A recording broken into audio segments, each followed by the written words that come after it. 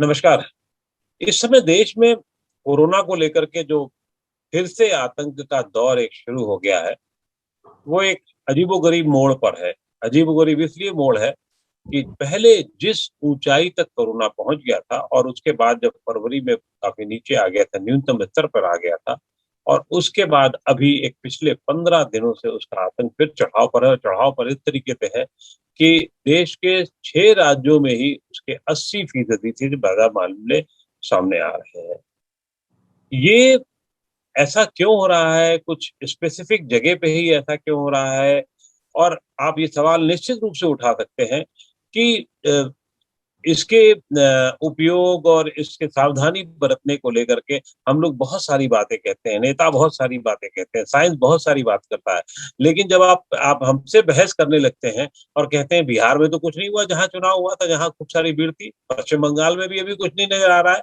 बिहार में तो प्रधानमंत्री दूर रहते थे लोगों से, लेकिन यहाँ तो खुद भी गोल गले मिल रहे हैं, ममता दीदी तो वैसे ही खूब चल-फिर रही हैं। वहाँ क्यों नहीं हो रहा और बाकी जगह क्यों हो जा रहा है? दिल्ली में क्यों इसकी आहट ज़्यादा तेज़ हो जा रही है?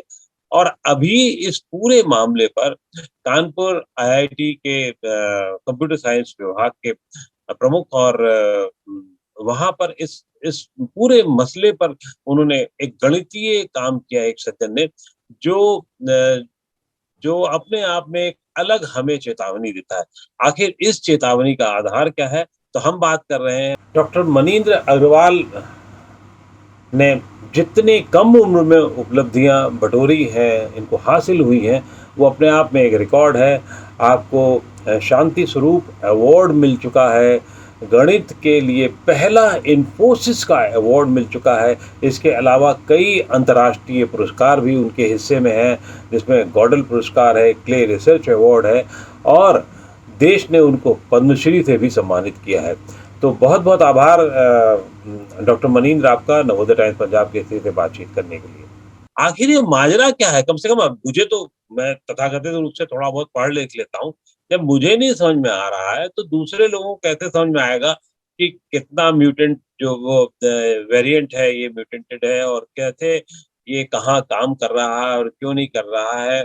पिछली बार भी मैंने देखा था और जब भी हमारे चाहे वो एम्स के डायरेक्टर हों या और लोगों से बातचीत होती थी, तो वो भी कभी कहते थे कि अप्रैल में खत्म हो जाएगा, कभी कहते थे जुलाई में खत्म हो जाएगा और वो खत्म होते-होते फरवरी आ गया। ख़ैर चल इतना तो हम लोगों ने झेल लिया था। लेकिन अब ये दूसरा रूप जो है वो ज़रा अजीब से तेज़ी से विस्तार ले रहा है। क्या कारण है और आप ये कैसे दावा कर रहे हैं कि ये 1 लाख तक पहुँच जाएगा? 1 लाख तक पहुँचने में बहुत बुरा हाल हो गया था देश का। अब क्या फिर उसी स्थिति से हम लोग गुज़रेंगे? ये बात आपकी सही है कि आश्चर्यचकित सब लोग हैं कि अचानक से कैसे पढ़ना शुरू हुआ। हम लोग भी आश्चर्यचकित शुरू में थे।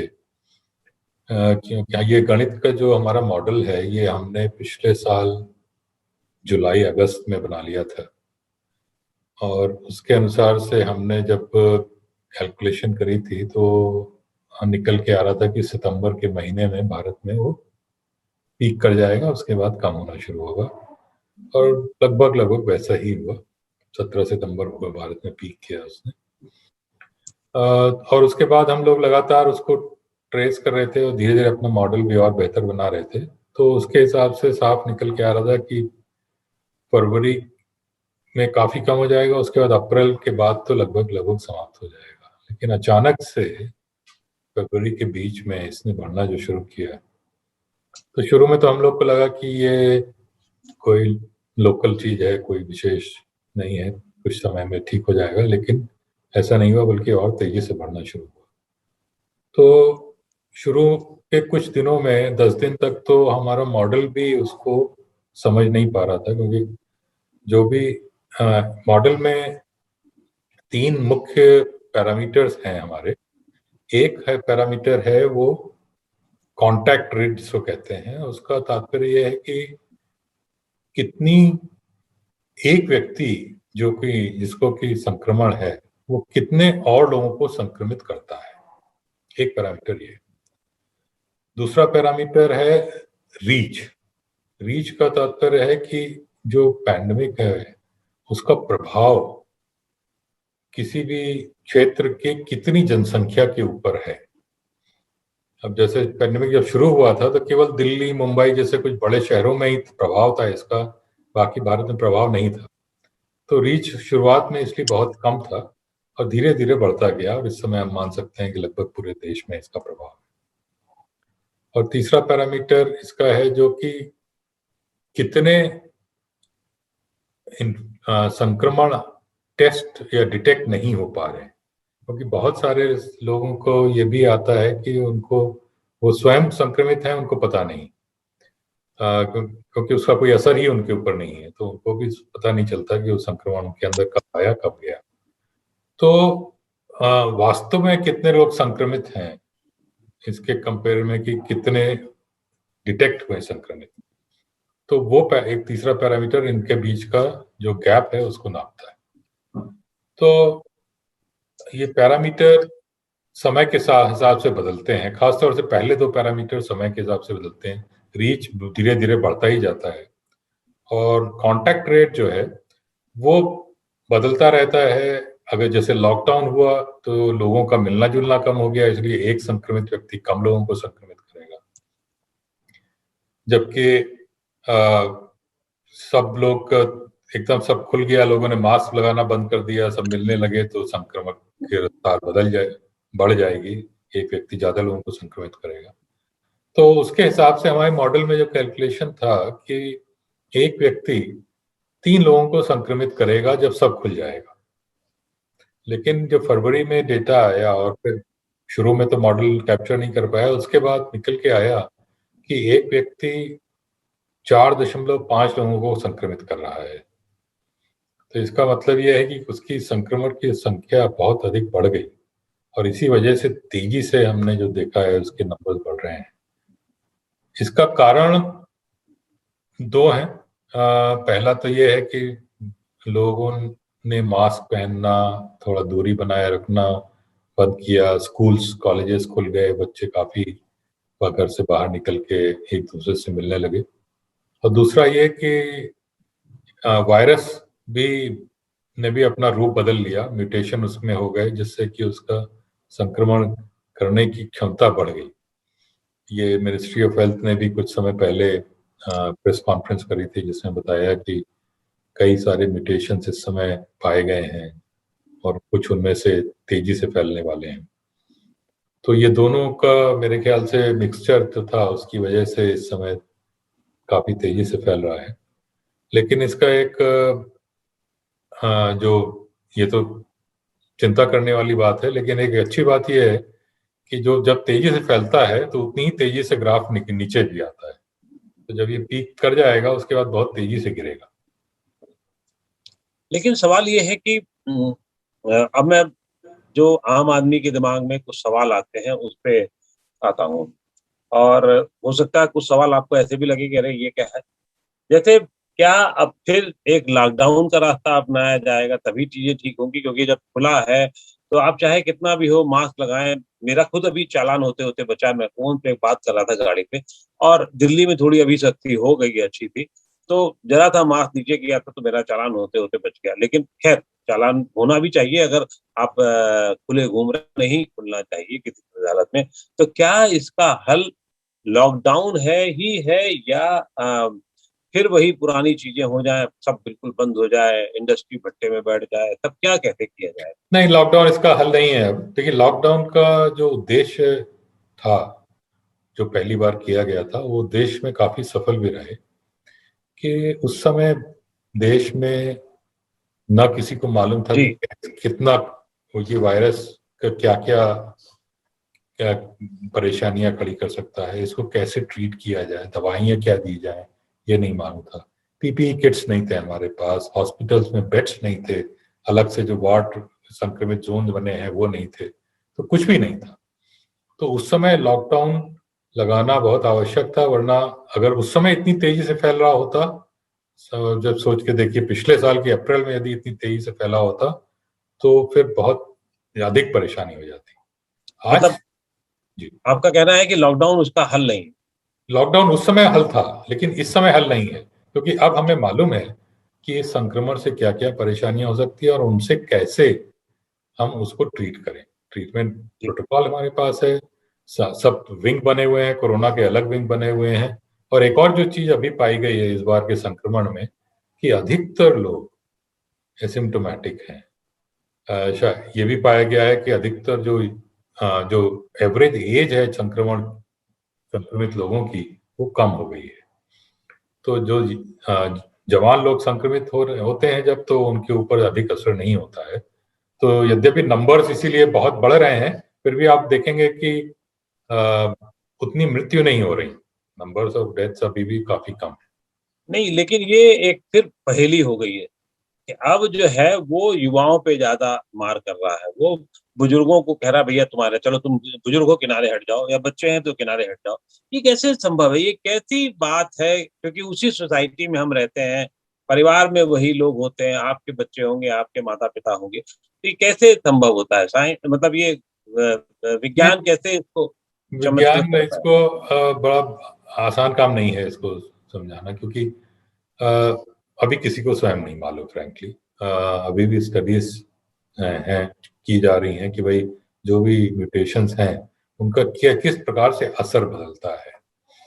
कुछ हद तक तो हम इसको एक्सप्लेन कर सकते हैं कि इस समय क्योंकि युवा लोग कॉलेजेस में जाने लगे हैं, वहां पे बहुत एक दूसरे से मिलना होता है, इसलिए संक्रमण उनमें आपस में फैल रहा है, इसलिए युवा लोग कुछ अधिक संक्रमित हो रहे हैं। लेकिन ऐसा क्यों है कि बुजुर्ग लोग नहीं हो रहे बल्कि कम हो रहे हैं? एक कारण ये संभव है कि बुजुर्ग लोग संक्रमित होके समाप्त हो गए हों, वो अब उनमें इम्यूनिटी आ गई हो, इसलिए फिर से संक्रमित नहीं हो रहे हैं। हमारे मॉडल से ये भी निकल के आता है कि भारत की आधी से अधिक जनसंख्या इस समय इम्यून हो चुकी है, तो उनके ऊपर कोरोना का असर अब न के बराबर होगा। लेकिन इम्यूनेशन इम्यून होने का जो पीरियड है वो 5 से 6 महीने बताया जाता है। हम्म। तो क्या जो जिस आदमी को पिछले साल अप्रैल मई जून में हो गया, और अब तो उसके भी 9 महीने हो रहे हैं, तो फिर उसको उतने ही खतरे बढ़ जाएंगे, उतनी ही चीजें हैं। इम्यून ये अभी भी किसी को मालूम नहीं कि एक्चुअल इम्यूनिटी पीरियड क्या है इसका। लोगों ये लेकिन जरूर देखा गया है, जैसे इवन इटली में देखें, इटली में सबसे पहले शुरू हुआ था, तो वहां भी री-इन्फेक्शन केसेस अभी भी बहुत कम आए हैं। तो इससे ये निकल के आता है कि शायद इम्यूनिटी काफी समय तक चलती है। ओके। जी। क्योंकि अभी भी आज भी जैसे आया है कि फ्रांस में फिर से 4 हफ्ते का लॉकडाउन और बहुत सारी चीजें शुरू होने जा रही हैं, तो ये और डराने वाली है। लेकिन आपकी एक बात कम डराने वाली है, वो ये है कि जितनी तेजी से बढ़ रहा है उतनी तेजी से ये नीचे भी उतरेगा। तो आपकी गणित, एक एक सवाल ये है कि आप गणित के आदमी, कंप्यूटर साइंस के आदमी, आप इस विज्ञान के इस परमुटेशन कॉम्बिनेशन, जिसे मैं कह सकता हूँ, उसमें कैसे आपका विज्ञान फंसता है, आपका विज्ञान लोगों को बताता है, और साइंस वाले ये इस चीज को क्यों नहीं उतने अच्छे से समझ पाते हैं? नहीं, ये देखिए दोनों अलग अलग विधाएं हैं। गणित की विधा अलग है, बायोलॉजी की जो कि वायरस के प्रॉपर्टीज कैरेक्टरिस्टिक को स्टडी करते हैं, उनकी विधा अलग है। गणित का एक मूल जो रूप है वो तो पूरा एब्स्ट्रैक्ट होता है, लेकिन ये हमारी प्रकृति कुछ इस प्रकार से बनी है कि गणित के जो फॉर्मूले हैं जो कि कागज और पेन से लिखे जाते हैं, प्रकृति के कई सारे नियमों को वो ठीक तरीके से पकड़ लेते हैं, और वो कागज पेन पे ली कई गई कैलकुलेशन जो है वो प्रकृति में क्या हो रहा है वो बता देती हैं। इसका कारण क्या है, ये कोई भी पूरे अच्छे तरीके से नहीं समझता है, लेकिन ये हर प्रकार का हर जगह देखा गया है, चाहे न्यूटन के लॉ हो, आइंस्टाइन के लॉज हो। सिंपल इक्वेशंस हैं, मैक्सवेल की इक्वेशन लाइट मोशन मूवमेंट के लिए सिंपल इक्वेशंस हैं, लेकिन वो कागज पेन से की हुई चीजें वास्तविक प्रकृति में क्या हो रहा है, बड़ी बड़ी चीजें कैसे हो रही हैं, वो बता देती हैं। तो एक अ, छोटा सा ये भी हमारा जो प्रयास है कि कोरोना का प्रोग्रेशन कैसे है इसको गणित के फॉर्मूले द्वारा बताया जाए, और उसमें कुछ हद तक हमें सफलता भी मिली।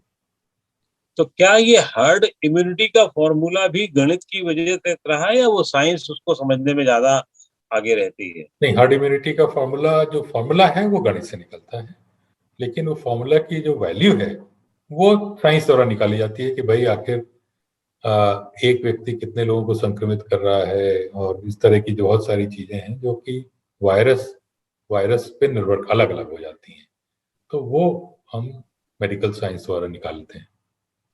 नहीं, तो हर्ड इम्यूनिटी का जो फॉर्मूला है वो उस फॉर्मूले के हिसाब से क्या स्थितियां अब फिर उसी ओर में हम जा रहे हैं कि पहले जैसे कि आपने कहा तेजी से बढ़ेगा, तो तेजी से बढ़ेगा इसका मतलब ज्यादा लोगों को होगा, और फिर कम होगा तो हर्ड इम्यूनिटी की ओर जा करके फिर नीचे आएंगे, क्या होगा?